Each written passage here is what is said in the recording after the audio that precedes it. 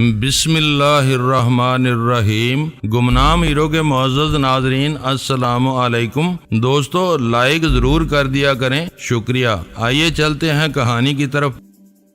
میرے سر میں کانٹے چبھ گئے جو مجھے تکلیف دے رہے تھے۔ ہم اس وقت گھنے جنگل میں تھے، ایسے جنگل میں جہاں لکڑیاں چننے والے بھی نہیں جاتے، اور کالا چٹا پہاڑ میری قبر بنتا جا رہا تھا۔ میں نے آنکھیں موند رکھی تھیں، میرے چہرے پر شاید اذیت اور کرب کا بے پناہ احساس ابھر آیا تھا، جسے دیکھ کر اٹک جان نے میری رسی چھوڑ دی۔ اب بھی تمہاری سمجھ میں آیا کہ نہیں؟ اس بریف کیس کا پتہ بتا دو، ہمیں معلوم ہے کہ وہ تمہارے ہی پاس ہے۔ میں نے اس بات کا جواب نہیں دیا۔ میرے حواس پھر بھٹکنے لگے تھے کہ بادشاہ میرے قریب آ کر بولا، سردار جی بریف کیس کا پتہ بتا دو، کیوں اپنی جان کے دشمن بنے ہو؟ بریف کیس ہمیں دے دو اور آرام سے گھر چلے جاؤ، ورنہ یاد رکھو ہم تمہارے گھر والوں کو بھی اٹھا لیں گے۔ ہاں، تمہارے بارے میں معلومات حاصل کر لینا کچھ بھی مشکل نہیں ہے۔ یہ تمہارا وہم ہے بادشاہ، تم ایسا کبھی نہیں کر سکو گے۔ سارے رشتے ناطے توڑ چکا ہوں،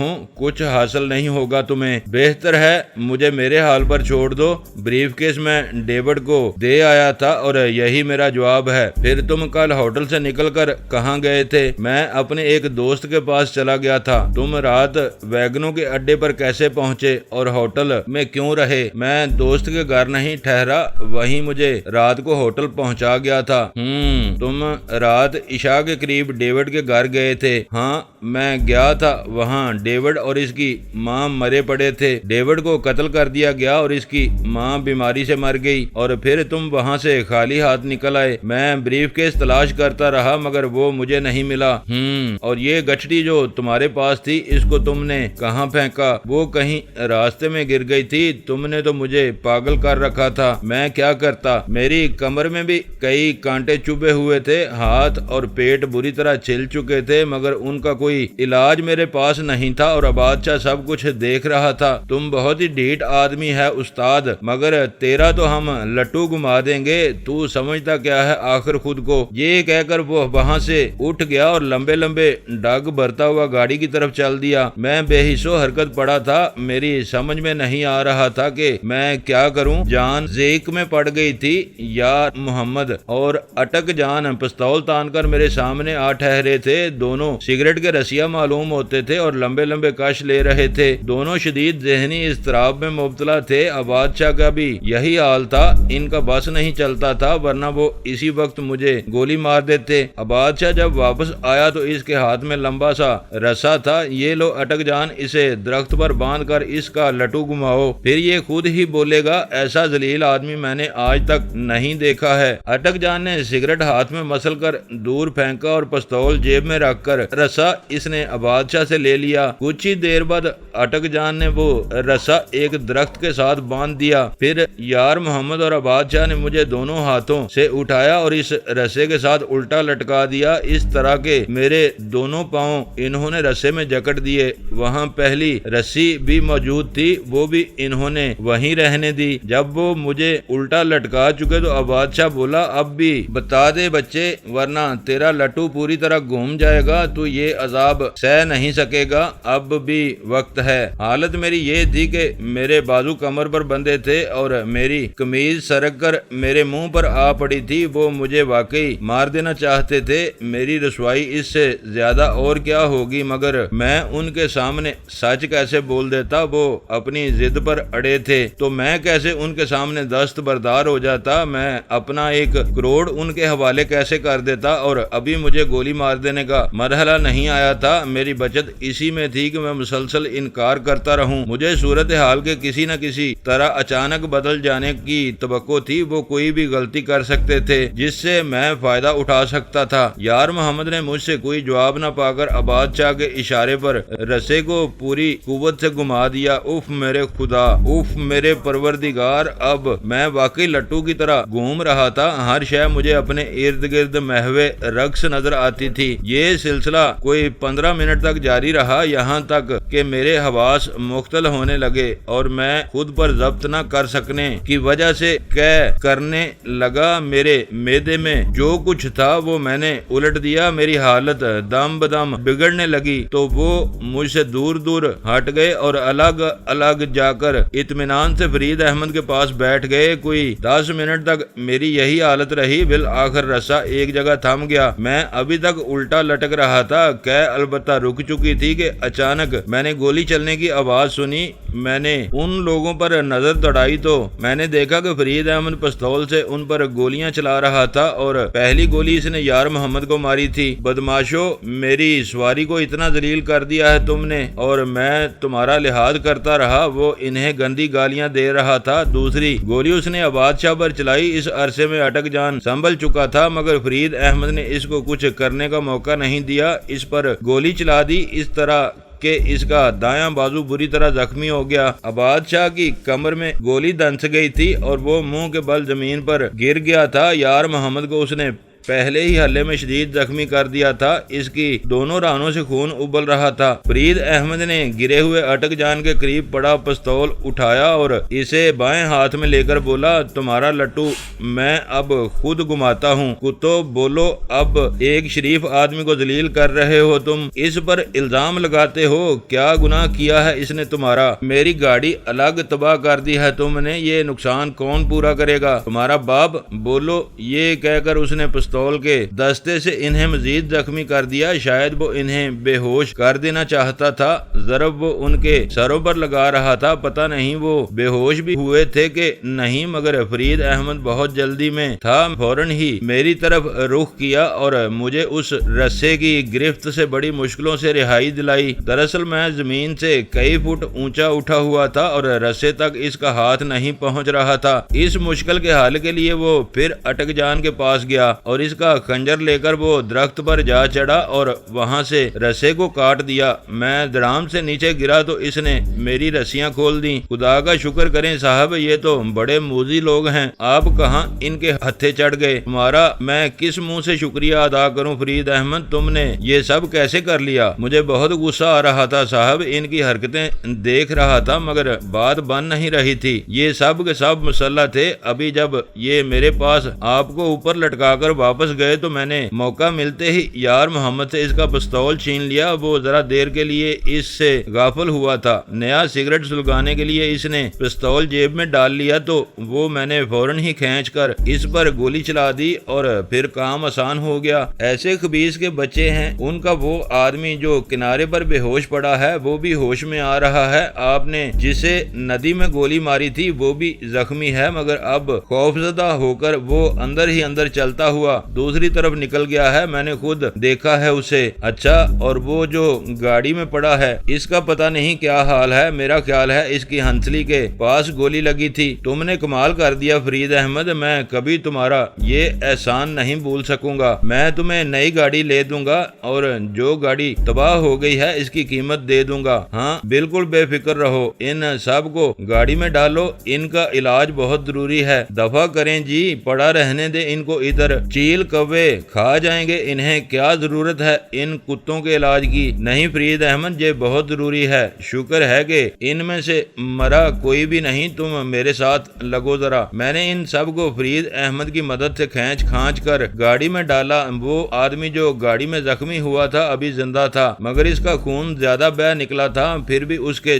بچ جانے کی امید تھی۔ وہ تعداد میں 6 تھے۔ ان کو گاڑی میں بٹھا کر میں فرید احمد کے ساتھ دوبارہ ندی کی طرف نکل گیا۔ تم یہاں ٹھہرو، میں اپنی گٹھڑی واپس لے آؤں، وہ بہت ضروری ہے، سارا مال اسی میں ہے۔ کیسا مال؟ آپ کا مطلب ہے کہ وہ بریف کیس آپ کے پاس ہے؟ ہاں، میں تمہیں ابھی واپس آ کر بتاتا ہوں۔ یہ کہہ کر میں پھر ندی میں کود گیا اور سیدھا ان درختوں کے پاس جا پہنچا جہاں گٹھڑی میں نے طے میں اتاری تھی۔ پہلے ہی گوتے میں مجھے وہ گٹھڑی مل گئی۔ میں چادر میں بندی ہونے کی وجہ سے اس کا اٹھا لینا کچھ بھی مشکل نہیں تھا۔ اسے ساتھ لے کر میں پانی کی سطح پر آیا اور اور درخت کے ساتھ لگ کر میں نے اسے گردن اور شانے پر لٹکا لیا۔ اب واپسی میں تیرنا زیادہ آسان ہو گیا تھا۔ جب میں دوبارہ کنارے پر پہنچا تو فرید احمد کنارے سے کوئی 20 قدم دور تھا۔ میں جب اس کے پاس پہنچا تو اس کی نظریں بدلی ہوئی تھیں۔ اس نے ایک دم مجھ پر پستول تان لیا اور بڑے یک بستہ لہجے میں بولا، یہ گٹھڑی ادھر رکھ دو اور مرنے کے لیے تیار ہو جاؤ، تمہاری جان ان سے زیادہ قیمتی نہیں ہے۔ یہ کہہ کر اس نے بلا سوچے سمجھے مجھ پر گولی چلا دی۔ پہلی گولی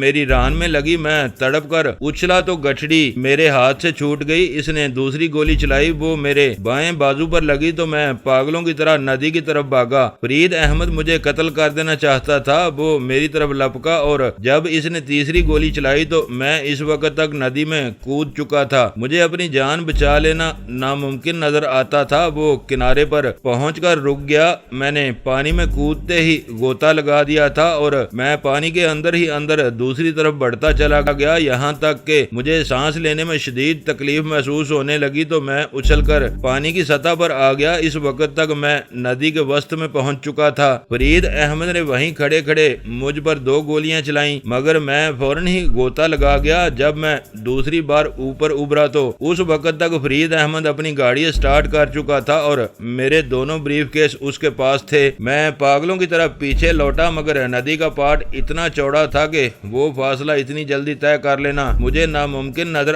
آتا تھا۔ میرا بازو اور میری ٹانگ بری طرح زخمی تھے اور مجھے کنارے کی شدید ضرورت محسوس ہو رہی تھی، پھر بھی میں فرید احمد کو وہاں سے فرار ہوتے دیکھ کر صبر نہ کر سکا اور جس قدر جلد ممکن ہو سکا ندی عبور کرنے لگا۔ میں کنارے پر پہنچا تو فرید احمد اس وقت تک وہاں سے غائب ہو چکا تھا۔ میری ساری محنت برباد ہو گئی تھی۔ بالآخر وہ سب کچھ فرید احمد اٹھا کر لے گیا تھا جسے میں نے سنبھالنے کے لیے کئی زندگیاں برباد کر دی تھی۔ میں اپنے زخموں کی پرواہ نہ کرتے ہوئے آباد شاہ کی دوسری گاڑی سنبھالی۔ اس کی جیب سے کچھ نوٹ جھانک رہے تھے، وہ میں نے کھینچ کر باہر نکالے اور انہیں جیب میں ڈال کر میں اندھا دھند گاڑی کو بھگاتا ہوا تیز رفتاری سے فرید احمد کے پیچھے چل دیا۔ اس کی گاڑی اپنے پیچھے راستہ بناتی چلی گئی تھی۔ میں اسی راستے پر بلاخیز رفتار سے بڑھتا چلا گیا۔ میرے مغز میں پھوڑا اگ گیا تھا، ایسا تو کبھی بھی نہیں ہوا تھا، ہو ہی نہیں سکتا تھا۔ ہم اپنے مال کی حفاظت کر سکتے تھے، مگر یہ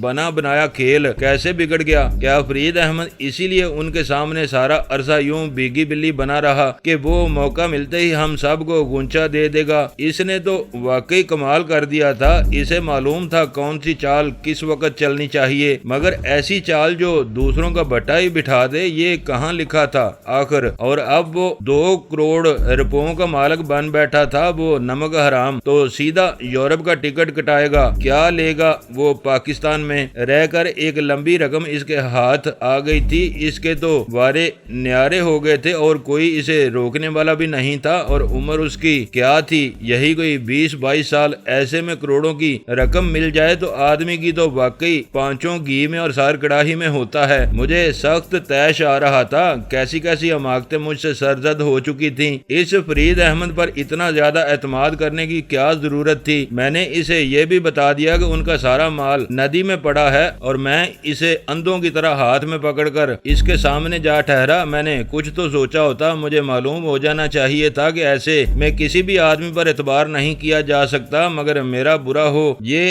باتیں تو اب میرے ذہن میں آ رہی تھیں جب چڑیا چگ گئی کھیت اور وہ پستول سے مسلح تھا۔ وہ تو شکر ہے کہ مجھے صرف 2 ہی زخم لگے تھے، کوئی کاری گاؤ نہیں لگا تھا اور میں بھاگ کر ندی میں کود گیا تھا، ورنہ تو ہر حال میں مجھے قتل کر دیتا۔ سوچتا ہوگا کہ اصل بانس تو یہی ہے جس پر رقم لٹک رہی ہے، اسی کو کاٹ دو، پھر بانسری بجنا بند ہو جائے گی، یہی سوچا ہوگا اس نے، اور اب وہ مزے سے پنڈی کی طرف جا رہا ہوگا۔ خدا غرض کرے اسے، مجھے تو اس نے اپنی چھ منڈوا لینے پر مجبور کر دیا تھا، ایک ذرا سا چھوکرا اور یہ حال۔ اف میرے خدایا، یہ شکست بھی میرے مقدر میں لکھی تھی۔ میں نے جوں توں کر کے جنگل عبور کیا۔ ران میں گولی نے گھٹنے سے ذرا اوپر زخم ڈالا تھا، بازو میں ایک ہلکا سا زخم تو پہلے ہی مجھے لگ چکا تھا، مگر فرید احمد نے وہاں گھاؤ ڈال دیا تھا اور وہ دونوں ہی زخم رسنے لگے تھے، پھر بھی میں برداشت کر رہا تھا۔ میں نے چلتے چلتے اپنا کپڑا پھاڑ کر زخم سے ذرا پہلے ران پر کس کر پٹی سی باندھ لی، جس سے یہ فرق پڑا کہ میرا خون رسنا کم ہو گیا۔ جب میں جنگل کے آخری حصے میں تھا تو میں نے سوچا کہ میں بازو کو بھی باندھ لوں، مگر مجھے پہلے ہی بہت دیر ہو چکی تھی۔ وہ چور کا بچہ پتہ نہیں کتنی دور جا چکا تھا۔ اس زخم کو میں نے یوں ہی چھوڑ دیا اور گاڑی کو سڑک پر لاتے ہی میں نے ٹاپ گیئر میں ڈال دیا۔ اس بلاخیز رفتار سے میں بڑھتا چلا گیا کہ اچانک ایک جگہ فرید احمد کی گاڑی مجھے کھڈے میں گری نظر آئی، تو اس کا مطلب یہ تھا کہ وہ کسی حادثے کا شکار ہو گیا ہے۔ کوئی آدمی اس گاڑی کے قریب نہیں تھا اور گاڑی الٹی پڑی تھی، لیکن ابھی تک وہ آگ سے محفوظ تھی۔ میں نے کار روکی اور حالات کا جائزہ لینے کے لیے کھڈ میں اتر گیا۔ آثار یہ بتاتے تھے کہ وہ حادثہ عمدن کیا گیا تھا، کیونکہ گاڑی کے اندر فرید احمد نظر نہیں آ رہا تھا اور نہ ہی وہ گٹھڑی جس میں اتنے سارے لوگوں کی زندگی بندی تھی۔ فرید احمد کو میں نے چاروں طرف دیکھا مگر وہ مجھے نظر نہیں آیا۔ یوں لگتا تھا جیسے اس نے گاڑی کو جان بوجھ کر وہاں گرا دیا اور خود وہ چلتی گاڑی سے کود گیا۔ یہ میری بہت بڑی بد نصیبی تھی، ایسی بد نصیبی جس کا کوئی بھی علاج میرے پاس نہیں تھا۔ فرید احمد کو فوراً ہی پنڈی جا کر ڈھونڈ لینا میرے لیے کسی بھی طرح ممکن نہیں تھا۔ اس جیسا چلاک آدمی دوبارہ گھر لوٹ کر نہیں گیا ہوگا، وہ سیدھا کسی اور شہر چلا گیا ہوگا۔ اب وہ اتفاقاً ہی میرے ہاتھ آ جائے تو اور بات ہے، ورنہ اس کو ڈھونڈ لینا ناممکن تھا اور میرے زخم مجھے دم بدم کمزور کیے جاتے تھے۔ شاید ران میں گولی اندر دھنس کر بیٹھ گئی تھی، کچھ سمجھ میں نہیں آتا تھا۔ درد کی ٹیسیں اٹھنے لگی تھیں، مجھے علاج کی شدید ضرورت تھی، مگر میں کہاں جا سکتا تھا؟ یہ بڑا اہم سوال تھا۔ اسپتال جانا خطرناک ثابت ہو سکتا تھا۔ وہ ضرور پوچھتے، میاں تم کون ہو اور زخم کیسے لگے؟ کس قبیلے سے تعلق ہے تمہارا؟ خیر خیریت سے آئے ہو؟ خود مرنے سے بچے ہو تو دوسروں کا کیا کر آئے ہو؟ اس جیسے سینکڑوں سوال وہ پوچھتے ہیں اور پولیس کو وہ الگ خبردار کر دیتے ہیں۔ یہ خطرہ میں مول لے ہی نہیں سکتا تھا۔ کسی مجھ جیسے اشتہاری مجرم کی زندگی موت سے کم اذیت ناک نہیں ہوتی، اور پھر جو تازہ لٹا تھا، میرا تو ذہن ہی کام نہیں کرتا تھا۔ میں ایک بار پھر گاڑی میں جا بیٹھا اور اس کا رخ میں نے موڑ دیا، کیونکہ مجھے وہاں طبی امداد مل سکتی تھی، اور یہ اچھا تھا کہ میں آباد شاہ کی جیب سے نوٹ نکال لایا تھا، ورنہ میں تو اس روز دانے دانے کو ترس جاتا۔ کوئی مجھے روٹی کا ایک لقمہ دینے کے لیے تیار نہ ہوتا، چاہے جائے کہ کوئی ڈاکٹر میرا علاج کرتا۔ میں نے نوٹ نکال کر گنے، 100 کے نوٹوں کی 3 گڈیاں تھیں جو میں اٹھا کر لے آیا تھا۔ وہ 25,000 روپیہ میرے 1000 کام شمار سکتا تھا، مگر یارو جس ذلت امیز شکست سے میں دوچار ہو چکا تھا اس کا تو کوئی اندازہ ہی نہیں کیا جا سکتا۔ وہ بڑی ہی اذیت ناک اور عبرت انگیز شکست تھی جس کے لیے میں 1000 بار خود پر نفرین بیچ چکا تھا، اور اب بھی میری طبیعت مطمئن نہیں ہوتی تھی۔ میرا دل چاہتا تھا کہ میں کسی کھمبے سے ٹکرا کر خود کو فنا کر دوں، گاڑی سمیت کسی دائیں بائیں کھڈ میں جا گروں۔ یہ تو کوئی بات نہ ہوئی نا کہ آپ نے خون کا دریا عبور کر کے ایک چیز حاصل کی ہو اور کوئی اسے یوں ہی لے اڑے۔ یہ کہاں لکھا ہے؟ میں خود کو کسی بھی طرح معاف نہیں کر سکتا تھا، مگر جو ہونا تھا وہ تو ہو چکا تھا۔ ویسے میرا یہ ارادہ ضرور تھا کہ میں جیسے بھی ہو سکا اس فرید احمد کو ہر حال میں تلاش کروں گا۔ آج نہیں تو کل وہ مجھے کسی نہ کسی جگہ ضرور مل جائے گا، مگر یہ محض میری خام خیالی ہی تھی۔ حقائق سے اس کا تعلق کچھ بھی نہیں تھا، اور ابھی تو مجھے اپنے زخم رفو کروانے تھے۔ میں جب کھوڑ کے بازار میں سے گزر رہا تھا تو مجھے اچانک ایک جگہ ڈاکٹر عبدال بیگ کا بورڈ لکھا نظر آیا۔ وہ کوئی میڈیکل پریکٹیشنر تھا، کسی قلعہ دیدار سنگھ یونیورسٹی کا پڑھا ہوا، نہ وہ MBBS تھا نہ کچھ اور۔ خدا جانے وہ کیسی ڈگریاں تھی جو اس نے بورڈ پر لگا رکھی تھی۔ انہیں پڑھ کر میں نے کار وہاں روک دی اور سیدھا اس کی دکان میں جا گھسا۔ خواتین کے لیے اس نے الگ حصہ بنا رکھا تھا، مردوں کو باہر بڑی میز پر ہی دیکھ لیتا تھا، اور اس وقت وہ دکان میں موجود تھا۔ یہ بھی محض اتفاق ہے کہ وہ اس وقت تنہا تھا۔ مجھے حیرت ہے کہ اس نے 2 گولڈ لیف کے پیکٹ اپنے سامنے رکھے ہوئے تھے۔ شکل و صورت سے وہ خاصا مفلوق الحال آدمی معلوم ہوتا تھا۔ عمر اس کی یہی کو 50 کے قریب ہوگی۔ چہرے سے ذہانت اور تجربہ جھلکتا تھا۔ مجھے یوں اس قدر ڈڈال دیکھ کر وہ فوراً ہی میری طرف متوجہ ہو گیا۔ بولا، کیا بات ہے بھائی، خیر تو ہے؟ تم تو شدید زخمی معلوم ہوتے ہو۔ ہاں ڈاکٹر، مجھے راستے میں ڈاکوؤں نے زخمی کر دیا، میں بس جان بچا کر یہاں تک آ گیا ہوں۔ میرے زخم دیکھیں پہلے۔ کیوں نہیں، مگر وہ کون لوگ تھے یہ تو پولیس کا کیس معلوم ہوتا ہے۔ میرا خیال ہے آدمی کی زندگی ان سوالوں سے زیادہ ضروری ہے جسے میں بچا کر آپ کے پاس لے آیا ہوں۔ میرا زخم دیکھیں ڈاکٹر صاحب، گولی شاید اندر ہی رہ گئی ہے۔ میں نے ران اس کے سامنے کھولتے ہوئے کہا۔ وہ کرسی کھینچ کر میرے قریب بیٹھ گیا۔ بولا بات تو کچھ ایسی ہی لگتی ہے، تمہارے کپڑے بھی بھیگے ہوئے ہیں، یہ قصہ کیا ہے آخر؟ جلدی کریں ڈاکٹر صاحب، میری جان نکلی جا رہی ہے اور آپ کو باتیں سوجھ رہی ہیں۔ کتنی فیس ہے آپ کی؟ ایسے معاملے میں تو میں 100 روپے سے کم نہیں لیتا، صرف 100 روپے۔ آدمی کی جان کی قیمت لوگ تو ایک ٹیلی ویژن کی خرابی دیکھنے کے 100 روپے لے لیتے ہیں، آپ کو 500 روپے دے دوں گا، مگر جلدی کریں۔ یہ کہہ کر میں نے نوٹوں کی گڈی میں سے 100 کے 5 نوٹ اس کے سامنے میز پر ڈال دیے۔ وہ کچھ بونچکا سا ہو گیا، کرسی سے اٹھا اور میز پر سے تمام ضروری اوزار اٹھا کر میری طرف بڑھا۔ بولا میں آپ کو پہلے ٹیکا لگا دوں، گولی پھر ہی نکل سکے گی، ورنہ آپ کو درد بہت ہوگا۔ جو مرضی آئے کریں، میرا بازو بھی شدید زخمی ہے، مگر گولی آگے نکل گئی تھی۔ اس نے بڑی احتیاط سے مجھے ٹیکا لگا کر میری ران سن کر دی اور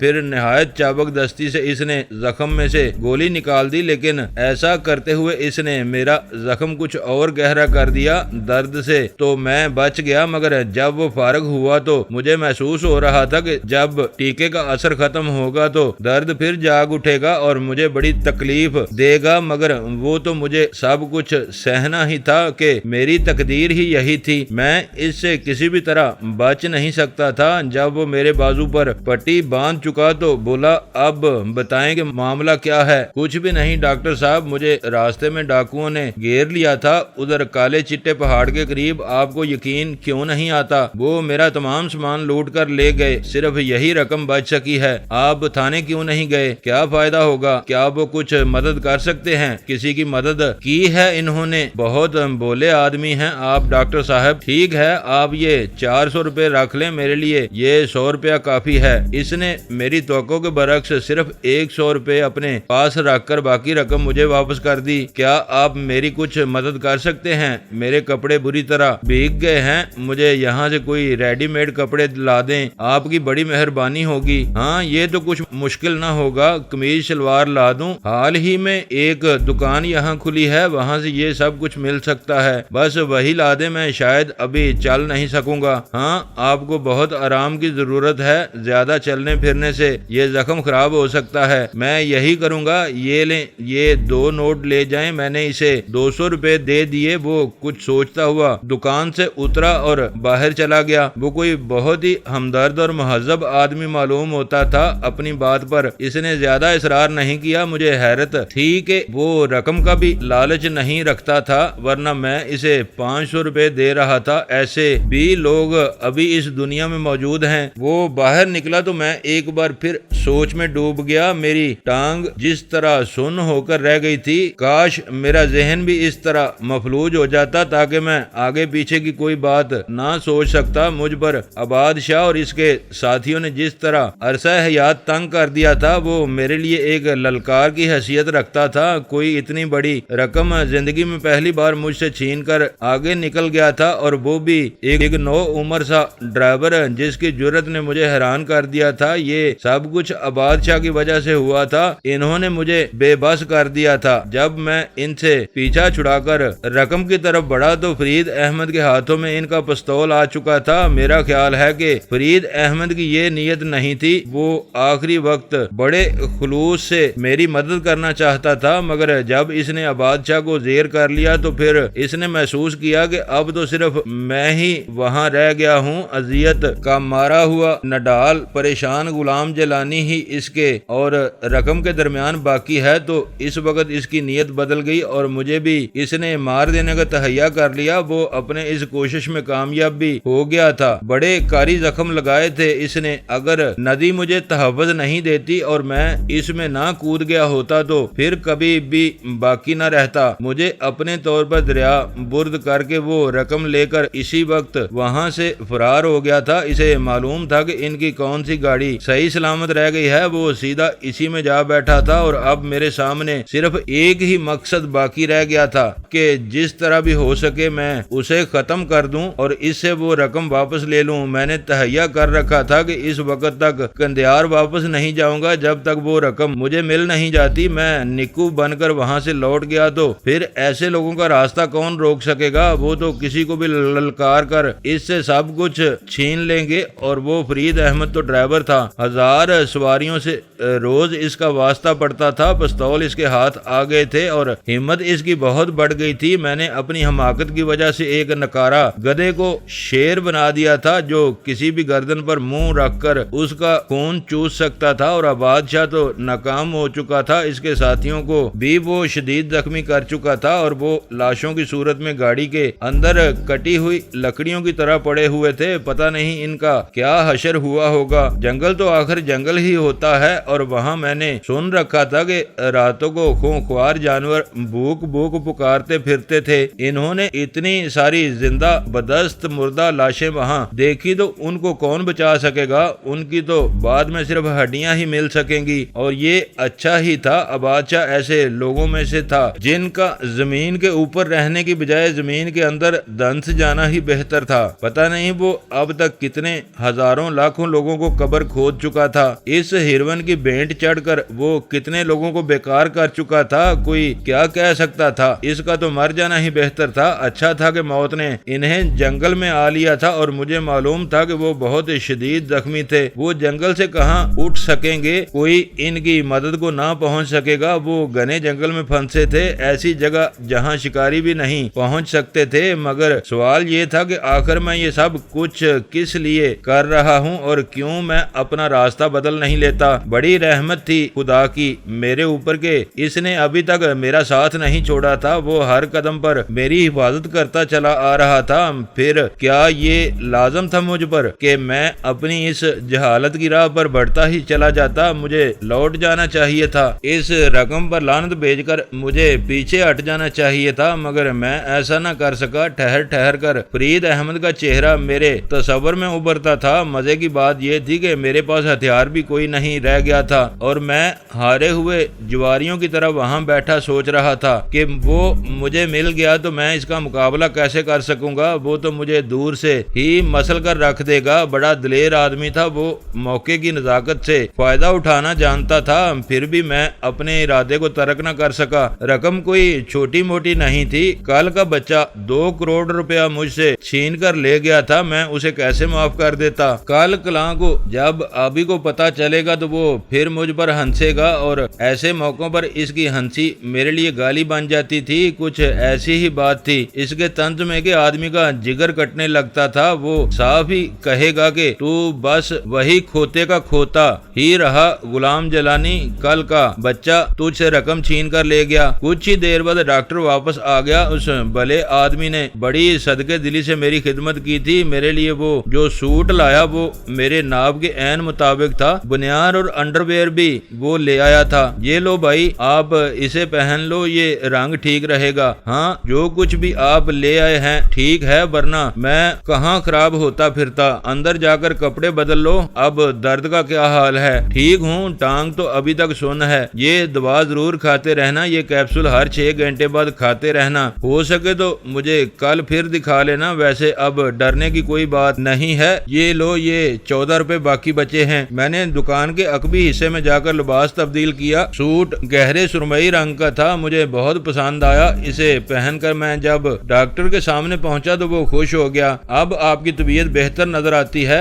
आपकी मेहरबानी है डॉक्टर साहब। यहाँ कोई होटल नहीं है, मैं चाहता हूँ कि 1-2 दिन यहाँ रहकर आपसे इलाज करवा लूँ। नहीं भाई, होटल यहाँ कोई नहीं है, कम से कम आपके शायाने शान तो कोई भी नहीं है। वैसे भी यहाँ रहने की जरूरत नहीं है, जरूरत पड़ने पर आप शहर से इलाज करवा सकते हैं। आपका फौरी मसला तो मैंने हल कर दिया। आप जैसा हमदर्द और मुखलस आदमी तो मुझे कोई भी नहीं मिलेगा। कोई ऐसी सूरत बनाएं कि मैं 2-4 दिन यहाँ रह सकूं। क्या ये मुमकिन नहीं कि मैं आपके घर पर रह सकूं? मैं बहुत परेशान हूँ डॉक्टर, मैं इसका मुआवजा देने को तैयार हूँ। ये नहीं हो सकता मिस्टर। मामला ये है कि मैं आपको बिल्कुल नहीं जानता। मुझे ये भी मालूम नहीं कि आपको کو یہ زخم کیسے آئے ہیں؟ میں کوئی خطرہ مول لینا نہیں چاہتا، آپ کا علاج ہو گیا، آپ کا لباس بدل گیا، بس یہی بہت کافی ہے، اس سے زیادہ نہیں۔ نو، یہ نہیں ہو سکتا، آئی ایم سوری۔ اوہ، تو یہ بات تھی، میں سمجھا نہیں تھا۔ بہرحال آپ کا شکریہ ڈاکٹر،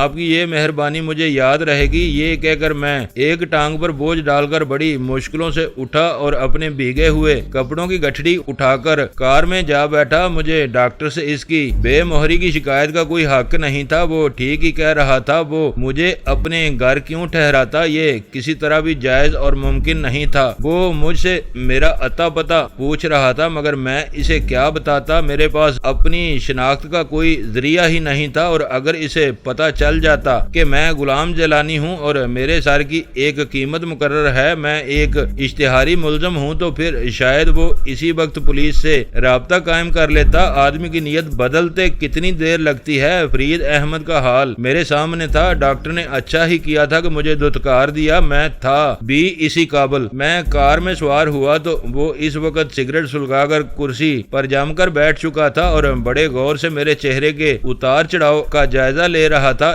اس پر مزید توجہ دیے بغیر میں نے گاڑی کی رفتار بڑھا دی اور بازار سے باہر آ گیا۔ کوڑ سے نکل کر میں کچھ ہی دیر بعد پھر بڑی سڑک پر جا چڑھا۔ میرا رخ اب راولپنڈی کی طرف تھا۔ مجھے ہر حال میں فرید احمد تک پہنچنا تھا، مگر میری ٹانگ میرا ساتھ نہیں دے رہی تھی۔ زخم میں پھر سے ٹیسیں اٹھنے لگی تھیں اور سمجھ میں نہیں آتا تھا کہ میں کیا کروں۔ عبدال بیگ نے خدا معلوم میرا علاج کیا بھی تھا کہ نہیں، گولی تو میں نے نکلتے دیکھی تھی، ٹانگ اب تک تو سن تھی، مگر جیسے ہی ٹیکے کا اثر ختم ہوا میری جان عذاب میں آ گئی۔ پھر بھی میں جوں توں کر کے آگے بڑھتا رہا، یہاں تک کہ میں خدا خدا کر کے راولپنڈی جا پہنچا۔ کسی سرکاری ہسپتال میں جانے کی بجائے میں صدر میں رکا اور سیدھا ایک پرائیویٹ کلینک تک جا پہنچا۔ اس وقت تک درد نے مجھے نڈال کر دیا تھا، پتہ نہیں میں کار کیسے وہاں تک لے آیا تھا۔ کلینک میں ڈاکٹر موجود تھا، اس کو میں نے اپنا زخم دکھایا تو وہ پٹی کے بارے میں پوچھنے لگا۔ یہ پٹی میں نے راستے میں ایک ڈاکٹر سے کروائی تھی، مگر درد نے اب پھر مجھے پاگل کر رکھا ہے۔ مگر یہ زخم آیا کیسے؟ او جی لعنت بھیجیں اس بات پر، صرف یہ دیکھیں کہ میری فوری ضرورت کیا ہے۔ کوئی کمرہ ہے آپ کے پاس؟ کیوں نہیں، آپ یہاں داخل ہو جائیں، مگر زخم کے ٹھیک ہونے تک آپ کو یہاں رہنا پڑے گا۔ ٹھیک ہے، میں تیار ہوں ڈاکٹر صاحب۔ ضروری کارروائی کے بعد اس نے مجھے کلینک میں داخل کر لیا۔ ایک چھوٹا سا کمرہ مجھے دے دیا گیا اور جب میں بستر پر لیٹا تو ڈاکٹر نے میری پٹی کھول دی۔ میں نے کہا ہے نا کہ عبدال بیگ نے میرے زخم کو اور گہرا کر دیا تھا، جس کے علاج کے لیے مجھے پتا نہیں وہاں کتنے دن خراب ہونا پڑتا۔ کلینک کا نام صوفی نرسنگ ہوم تھا۔ اس کے مالک کا نام ڈاکٹر شکیل احمد صوفی تھا اور اس نے ہی مجھے وہاں داخل کیا تھا۔ ڈاکٹروں کی ایک چھوٹی ٹیم اس کے پاس موجود تھی اور وہ دل و جان سے مریضوں کی خدمت کرتے تھے۔ مجھے وہاں 8 دن رہنا پڑا۔ میرا زخم مجھے ہلنے ہی نہیں دے رہا تھا۔ پورے 8 دن گزر گئے۔ اس دوران میں اخبار بھی باقاعدگی سے پڑھتا رہا، مگر حیرت ہے کہ اس میں آباد شاہ کی اس واردات کا کوئی ذکر نہیں ہوا۔ کسی نے اس معاملے میں دلچسپی نہیں لی تھی، شاید پولیس کو اس کی اطلاع ہی نہیں دی گئی تھی، یا پھر وہ جان بوجھ کر اس کا تذکرہ نہیں کرتے تھے۔ کوئی بات تھی ضرور، مگر مجھے اس کا علم نہ ہو سکا اور میں بندے جانور کی طرح وہاں بستر پر لیٹا رہا۔ ڈاکٹر نے 8ویں دن مجھے وہاں سے جانے کی اجازت دے دی۔ جب میں نے حساب کروایا تو معلوم ہوا کہ ان کا بل 11,500 روپے تک جا پہنچا تھا۔ شکر ہے کہ وہ رقم میرے پاس موجود تھی، ورنہ تو میں کچھ بھی نہیں کر سکتا تھا۔ وہ بڑا مہنگا کلینک تھا، لیکن اتنا ضرور ہے کہ وہاں ان 8 دنوں کے عرصے میں کوئی موت واقعہ نہیں ہوئی تھی، اور یہ اچھی بات تھی۔ مریضوں کا وہ بہت زیادہ خیال رکھتے تھے اور یہی ان کی خوبی تھی۔ پیسے تو وہ خوب کماتے تھے، مگر علاج بھی ٹھیک ہی کرتے تھے۔